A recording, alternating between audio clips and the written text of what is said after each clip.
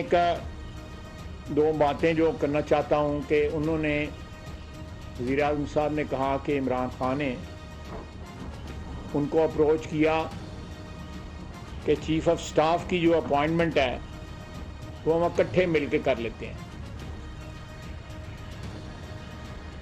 آئین جو ہے وہ اس سے بڑی مختلف بات کرتا ہے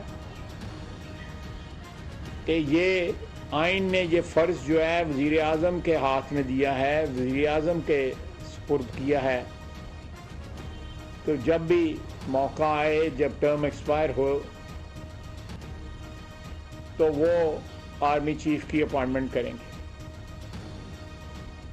آرمی چیف کی اپوائنٹمنٹ جو ہے یا آرمی چیف کا 3 سال بعد جو ہے اس کا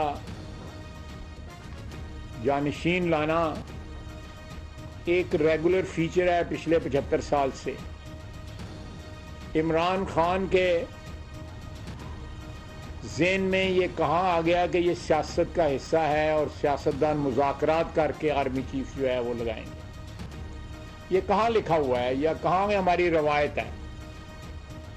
اور کیا میں آپ سے بھی سوال کروں گا, اپنے ساتھی جو دوسرے بیٹھے ان سے بھی سوال کروں گا کہ آرمی چیف کی اپوائنٹمنٹ جو ہے وہ آئین اور قانون کے علاوہ سیاستدان مذاکرات کر کے اگر اپوائنٹ کریں گے تو پھر کیا رہ جائے گا ایک مقدس ادارے کا, ایک ایسے ادارے کا جو ہماری دفاع کا ضامن ہے, جنہوں نے پچھلے 4 مہینوں میں 77 شہادتیں دی ہیں پچھلے 4 مہینے میں.